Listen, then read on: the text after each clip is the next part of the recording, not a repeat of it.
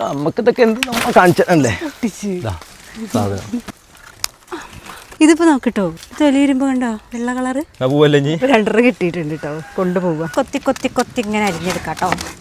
ഞാനിതാ പാൻ അടുപ്പത്ത് വെച്ചിരുന്നു. വെളിച്ചെണ്ണ ഒഴിച്ചു. ഇഞ്ചി വെളുത്തുള്ളി ചതച്ച് വെച്ചത് ചേർത്തു. മുപ്പിച്ചെടുക്കാം. വലിയ ഉള്ളി ചേർക്കാൻ കേട്ടോ നമ്മൾ ഇഞ്ചി വെളുത്തുള്ളിയിലേക്ക്. നമ്മളിതാ ഒരു പച്ചമുളക് വട്ടത്തിൽ അരിഞ്ഞതും കൂടി ചേർക്കുന്നുണ്ടേ. കുറച്ച് കറിവേപ്പിലും കൂടി അങ്ങോട്ട് അരിഞ്ഞത് ചേർക്കാം. ഇളക്കി കൊടുക്കാം.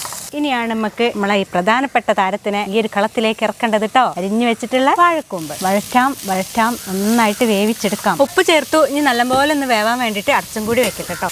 അപ്പോൾ ഞാൻ പറഞ്ഞ രീതിക്ക് നല്ല രീതിക്ക് വെന്തിട്ടുണ്ട്. കുറച്ച് മഞ്ഞൾപ്പൊടി, ഇത് കുരുമുളകും പെരിഞ്ചീരകം കൂടി കൂട്ടി പൊടിച്ചതാണ്. നമ്മളെ സ്വന്തം ഗരം മസാലയാണ്. ഞാൻ തന്നെ വീട്ടിൽ പൊടിച്ചെടുത്തതാണ് കേട്ടോ. എല്ലാ ഭാഗത്തേക്കും ആ ഫ്ലേവറുകളൊക്കെ അങ്ങോട്ട് എത്തട്ടെ. പുഴുങ്ങി ഉടച്ച് വെച്ചിട്ടുള്ള കിഴങ്ങ് ചേർത്ത് കൊടുക്കട്ടെ കേട്ടോ. കൂട്ടി യോജിപ്പിക്കുക. നമ്മളെ വാഴക്കൂമ്പ് മസാല ചൂടക്കാറി സെറ്റായി നിൽക്കണ്ട കേട്ടോ. ഇതിലേക്ക് നമുക്ക് കുറച്ച് ബ്രെഡ് ക്രംസ് ഇതേപോലെ ഇങ്ങനെ അങ്ങോട്ട് വിതറി കൊടുക്കുക. കുറച്ച് മല്ലിയിലയും കൂടി ആവാട്ടോ. നന്നായിട്ട് ഇളക്കി കൊടുത്തിട്ട് കുറച്ച് ഇങ്ങനെ എടുക്കാട്ടോ. അതേപോലെ ഇങ്ങനെ ഉരുട്ടിയിട്ട് നമുക്ക് നല്ലൊരു കട്ലറ്റിന്റെ ഷേപ്പ് അങ്ങോട്ട് ആക്കിയെടുക്കാം. കുറച്ച് മൈദപ്പൊടി എടുത്തതിന് ശേഷം കുറച്ച് വെള്ളം ഒഴിച്ചിട്ട് നമുക്ക് ഒന്ന് ലൂസ് ആക്കി എടുക്കാം. ഇതൊന്ന് ഓരോന്ന് എടുത്തിട്ട് ഇതിലങ്ങോട്ട് ഡിപ്പ് ചെയ്തിട്ട് ബ്രെഡ് ക്രംസ് നന്നായിട്ട് കവർ ചെയ്തിട്ട് മാറ്റി വെക്കാം. ഇനി ഓരോന്നായിട്ട് ഇങ്ങനെ പൊരിച്ചാണ്ട് എടുക്കാട്ടോ. പെട്ടെന്ന് അങ്ങോട്ട് നമുക്ക് പൊരി മാറ്റാം. 2 ഭാഗവും കൂടെ തിരിച്ച് മറിച്ചിട്ടാല് നല്ല രസം കിട്ടും.